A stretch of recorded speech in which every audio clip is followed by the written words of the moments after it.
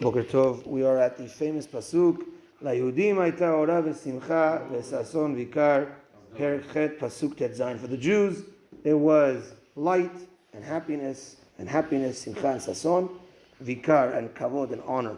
So, Adayom, Baruch Hashem. So the Gaon of Vilna explains, he quotes the Gemara that says that Ora zu Torah, Simcha is Yom Tov, Sason is Milah, and Yikar is Tefillin. He says as follows: a Jew always has to have two otot, two signs that he's connected to Hashem, two signs at all times on him. There's a sign number one of Brit Milah, so that's a constant. And we have Tefillin, which is also a sign. On Shabbat, we don't wear Tefillin, and because Shabbat itself is a sign, and Yom Tov is a sign as well.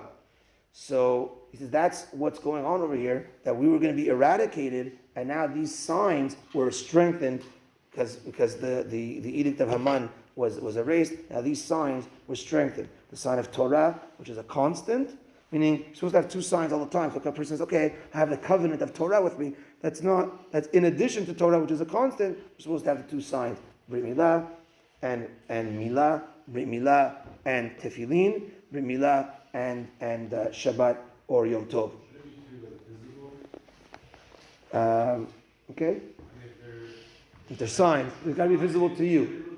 It's got to be visible to you. That's the main thing, right? That you know that you got the Brit, you got a Milah, and you got the Tefillin.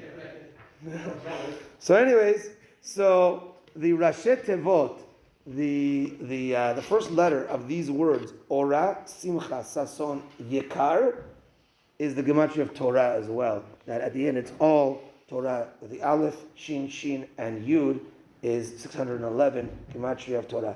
Here he says also a famous thing, Sason and Simcha. What's the difference between Sason and Simcha? Simcha is the happiness before you attain what you want to attain, and Sason is after you've attained it. For instance, a person has a build-up of happiness before his wedding. Right? Like, oh my gosh, I'm getting married. A happy day is coming. Something exciting is coming. So I'm happy till I get to that point. Once I get that, now I'm also happy. I attained it. I'm enjoying what I got to. So that is Sason. So on the way there, it's Simcha. When I've attained it and now I'm happy with what I have, with what I was looking for, that is Sason. So that is Simcha and Sason. And sometimes we see in Psukim, Sason v'Simcha. Sason is first. So how does that work out? So sometimes when we have Simcha to attain something, and then we've attained it, we've had a Sason, now I want to attain the next level of that, and that has to usually do with mitzvot and Torah. I'm on my way, okay, I want to go do this mitzvah. I do the mitzvah, and I'm happy that I'm doing the mitzvah. Now I want to go and attain another mitzvah. And I go again from Sason to Simcha. So it could be interchangeable, Sason and Simcha in the order. The Yosef Lekach over here says, Ora, these four things are basically the opposite of what the Jews experienced at the time of the fasting, etc., during the edict of Haman. They fasted, and that brings weakness to a person. Ora is light, it brings like strength. That's the opposite of it. Next was Bechi u'misped, they cried and they eulogized. That is the opposite, is Sason and Simcha. And they wore sackcloth, sakva efer, Yekar is kavod, they had clothing of kavod. Here he says an interesting point, which is a chidush to me. We know that there's a concept that you're not supposed to be You're not supposed to be happy when the Reshaim go down. So you know we're dealing with Hamas, we're dealing with a lot of Reshaim, we're quite happy when we see them go down. But there is a concept that not to be happy.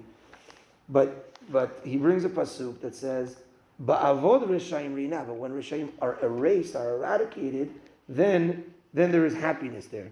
So he says as follows, that Kolzman that the enemy is alive, and they go down, but they're still alive, there's not an element of happiness yet, because really our kavanah should be teshuvah, that they should do teshuvah. They're still alive, even they're going, whatever, they're enemies, let them do teshuvah, let them make peace with Israel, etc.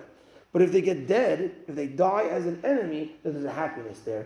They were our enemies, and they died like that, then there's a happiness at that time. So there's a level of simcha as well because they fought with Amalekim.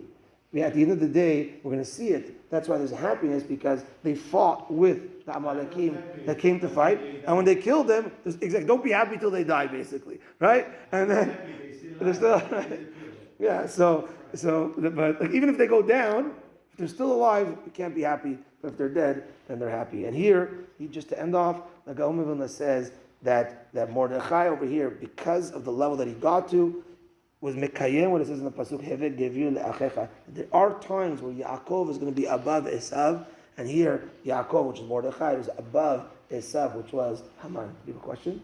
Yeah. Why we're not happy about Mitzrayim? They all died, but we're not to be supposed to be happy. Well, there was the happiness. There's a certain way they sang when they saw them dead on the ground. They started singing. So there was an element of. Now it shouldn't be. Yeah, you're right. When they started drowning, it shouldn't be like the element of happiness. At the end of the day, they're all creations of Hashem. Even Hamas, right? It's hard to like what? Come on, but they are creations of Hashem, right? So to be happy, so there has to be an element of happiness that limits you to like remember they are creations of Hashem. Hashem's running the show over here. So not to be happy like yeah, Hashem, you're happy that they're dead, right? No. They're also creations of Hashem.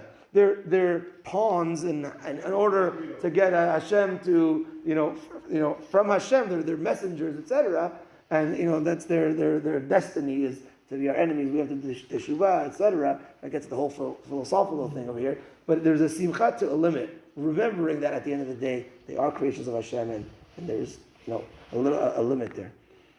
Okay, that's that on the great pasuk of La Yudim HaTorah V'Simcha, and we should have the great simcha of Mashiach Tzidkenu B'mehera v'yameinu. Amen. Rabbi Yochanan Leman Hashem Ratzah Kadosh Baruch Hu Lezakot et Yisrael Tircha Chibra Adam Torah Moshe Shnei Amadon Hafetz Man Tzidko Yigdil Torah v'Yadir.